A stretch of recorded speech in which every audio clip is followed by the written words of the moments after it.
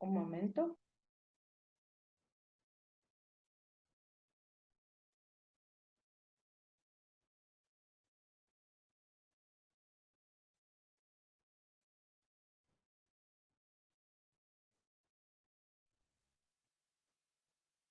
Fase, tenemos que ahora el estudiante debe ser muy selectivo y eso es algo que el profesor debe ayudarle a llevar a cabo, puesto que cualquier búsqueda en Google salen 3 millones, 5 millones de páginas o de links o de revistas, entonces el estudiante debe ser muy selectivo a la hora de escoger cuál va a ser la fuente suya para construir su marco teórico. Entonces tenemos la tercera fase de la revisión de la literatura que se lleva a cabo con libros o con textos. Los textos mmm, tienen un proceso de publicación mucho más largo y en realidad pierden vigencia pues mucho más rápido, razón por la cual se recomienda, de acuerdo al tema, incluir en la revisión de la literatura muchos artículos recientemente publicados. En ciertos temas específicos, como por ejemplo economía, de vanguardia, libre comercio, hay artículos que son del 2015 hacia atrás que en realidad ya han perdido vigencia. Entonces, en ese sentido es necesario que el estudiante haga una consulta documental de artículos del 2017 hacia acá y si puede encontrar, si puede, cite los más recientemente publicados. En cambio, con los libros constituyen la revisión de la literatura ya del marco teórico estructural de la tesis o de la investigación, que nos remite a textos clásicos como por ejemplo el capitalismo o la riqueza de las naciones, que son textos extensos que han sido publicados desde hace 60 o 100 o 200 años. Finalmente, 5 aspectos que debe tener en cuenta el estudiante a la hora de llevar a cabo la revisión de la literatura, que ya los he mencionado de manera muy tangencial. En primer lugar, la vigencia de la teoría o de la temática planteada. Textos sobre la protección de importaciones y de exportaciones, es decir, que hablen del proteccionismo económico que se llevaba a cabo en Latinoamérica en los años 80 del siglo pasado, han perdido vigencia. Entonces hay que tener cuidado con eso. En segundo lugar, la relevancia. ¿En qué consiste la relevancia de un tema? En la medida en que es asertivo a la hora de tratar las problemáticas. En la medida en que el autor trata la problemática desde una perspectiva que es del interés del estudiante, es relevante para él tratar ese tema que el autor está desarrollando y lo incorpora de esa forma a su revisión bibliográfica. En tercer lugar, la pertinencia, es decir, que los autores consultados, los artículos consultados estén relacionados directamente con el tema de investigación y fundamenten o fortalezcan más la concepción, la conceptualización teórica del estudiante. En cuarto lugar, la procedencia. Ya he hablado de la procedencia. Artículos en revistas no indexadas, artículos en revistas de universidades que no son de excelente calidad, aunque hay que hacer a veces algunas excepciones, pues la procedencia no le da rigor académico a la selección de este tipo de artículos, no le da rigor académico a la búsqueda científica. Y finalmente el autor, es decir, quien publica. En ese sentido hay que seleccionar, primero, profesores o investigadores de centros de investigación de las mejores universidades del mundo, de los mejores grupos de investigación y que tengan en la medida de lo posible doctorado y que sean publicados en revistas indexadas. Si eso no ocurre porque es un tema supremamente específico, pues entonces uno se remite a artículos publicados por magísteres que también son de muy bien rigor académico.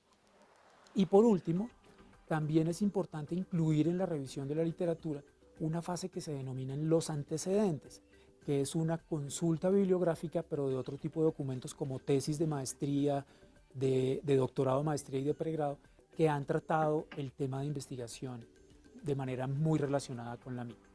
Eh, entonces, para terminar, la segunda fase de un proceso de investigación es la revisión de la literatura.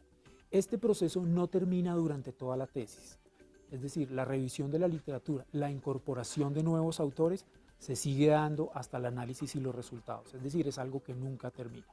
Una recomendación muy especial, hay que hacer matrices, matrices en Excel de artículos de opinión, artículos científicos, libros y textos, y en cada una de las columnas colocar el tema del que estoy hablando, el subtema, las variables de la investigación, la fuente del autor, el resumen y un breve análisis del estudiante sobre el artículo leído que le ayude de alguna forma a memorizarlo, a tenerlo presente.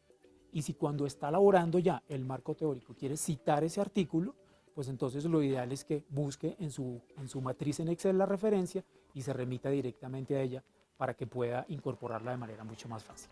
Eso sería todo.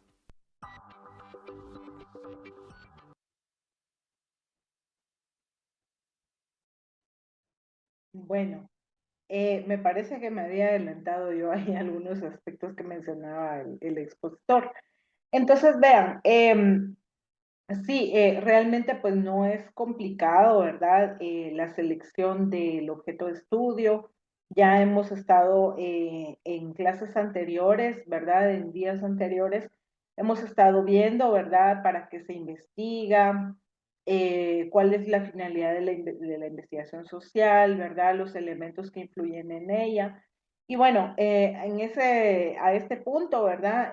También considerar, ¿verdad? De dónde podemos buscar, ¿verdad? En qué parte podemos hacer la consulta para seleccionar fuentes que sean idóneas y adecuadas, en este caso, para la elaboración de una tesis, ¿verdad? De una investigación. Yo hago alusión mucho a la tesis porque es como ahí sí que la investigación más importante de toda la carrera. Quizás durante la carrera puedan incurrir en algún otro tipo de investigaciones que les puedan ir solicitando, pero nunca va a ser como con la misma rigurosidad ni con eh, la misma magnitud de lo que implica elaborar una tesis, ¿verdad? Entonces, creo que es bueno que ustedes se acostumbren, ¿verdad?, a consultar es cierto tipo de fuentes, a poder discernir en cuál es una fuente realmente confiable y cuál no. También mencionaba el expositor, ¿verdad?, el autor, pues porque mientras sea una persona que tenga más preparación académica, sus artículos o sus publicaciones van a ser como más, van a tener mayor credibilidad, ¿verdad? Por lo mismo de que es una persona más reconocida. Em, pues esos serían los elementos a grandes rasgos que es necesario tomar en cuenta. Y también algo que está dentro del documento de Hernández Sampieri y que no se mencionan propiamente en el video, ¿verdad? Pero que se va a ir abordando con mayor profundidad en las siguientes metodologías, es el tema del marco teórico, ¿verdad? Por ejemplo, allí en el documento de Hernández Sampieri, les va a decir, ¿verdad?, que aparte de estos pasos que ya se mencionaban en el video, también está la parte del marco teórico, que el marco teórico, pues como su nombre lo indica, se integra por las teorías. Es necesario que cuente con un enfoque teórico, que se remita dentro de él los estudios, los antecedentes en general a que se refiere el problema de investigación. Esto tiene relación con lo que yo les comentaba, de que los problemas o el objeto de estudio de nuestra investigación, todo ya existe, ¿verdad? No vamos a crear algo completamente nuevo, no, sino que, digamos, el valor agregado de una investigación, de una tesis en específico es precisamente la perspectiva que le vamos a dar a determinado tema que queramos abordar. Es necesario que también consideren ustedes que dentro de la tesis siempre se hace una alusión a, digamos, la importancia del problema o sí, del tema que ustedes quieren abordar, el contexto de ese problema dentro de, por ejemplo, América Latina, Centroamérica, ¿verdad? O sea, se hace mención siempre a la parte regional en donde ocurre el problema, es decir, en este caso se habla, por ejemplo, del continente o Latinoamérica o determinada región, ¿verdad? Luego vamos aterrizando un poquito a lo que es en sí, pues el país, ¿verdad? Que en este caso es Guatemala.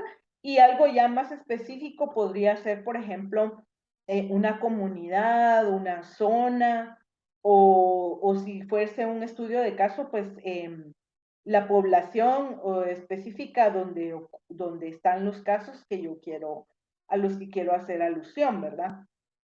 Entonces, por eso es necesario tomar en cuenta que dentro de la investigación que uno pretende realizar, también tiene que ver la ubicación geográfica en la cual ocurre, ¿verdad? Sin dejar de lado también la temporalidad, que esto es, por ejemplo, seleccionar un rango de años específico, pero eso va a depender, por ejemplo, si el tema está marcado por una coyuntura, por ponerles un ejemplo, el conflicto armado interno o quizás los firma de los acuerdos de paz, o por ejemplo, qué sé yo, lo más reciente que tenemos es, por ejemplo, el que Otto Pérez Molina se fuera del poder, ¿verdad? De alguna forma, pues, lo contribuimos para moverlo del puesto, ¿verdad? Del cargo. Entonces, ese tipo de cosas, ¿verdad? Tomar en cuenta esto de la temporalidad. Delimitar en la medida de lo posible quiere decir, mientras más específico es el lugar, el tiempo, ¿verdad? Las personas que quiero tomar en cuenta en la investigación, es mejor, ¿verdad? Porque así no nos vamos como a salir, ¿verdad? Y perder la esencia del por qué estamos investigando un determinado problema o un determinado tema que seleccionamos anteriormente.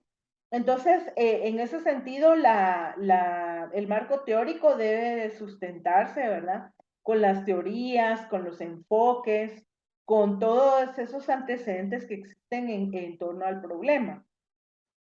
Más adelante, ustedes van a ver que, por ejemplo, si es sociología, pues teorías sociológicas, si es relaciones internacionales, a veces remite mucho a, por ejemplo, el tema legal, ¿verdad? Las leyes, los acuerdos, los convenios, los tratados, ¿verdad?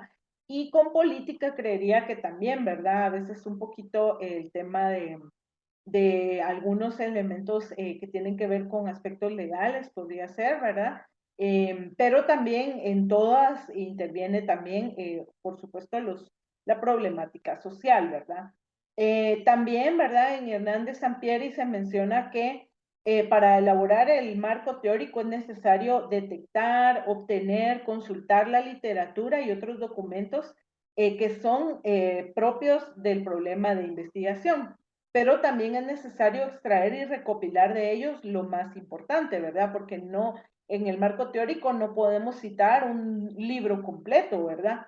Sino únicamente aquellos aspectos que van dando sustento a los temas, las palabras, las variables que van surgiendo dentro del proceso investigativo.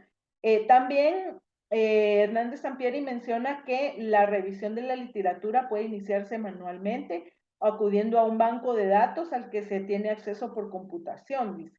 Pero ahora, pues, como todo está, ¿quién no? Es muy poco probable que alguien no tenga una computadora, ¿verdad? En su casa o su teléfono, ¿verdad? Y ahí puede hacer la búsqueda. También se menciona que la construcción del marco teórico depende de lo que encontremos en la revisión de la literatura.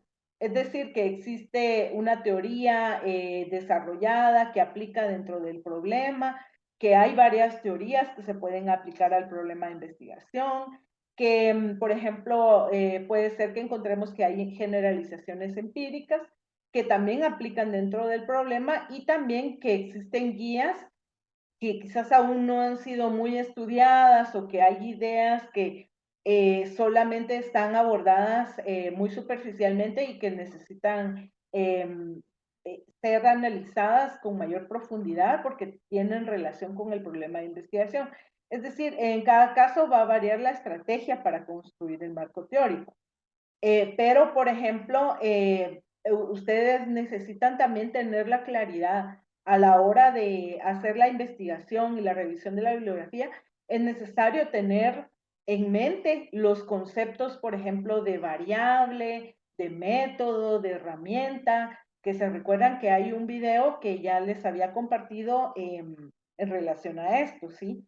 Y también está de dónde se obtuvo la información para que lo puedan volver a revisar si tienen alguna duda o bien consultar por sus propios medios, eso también es válido.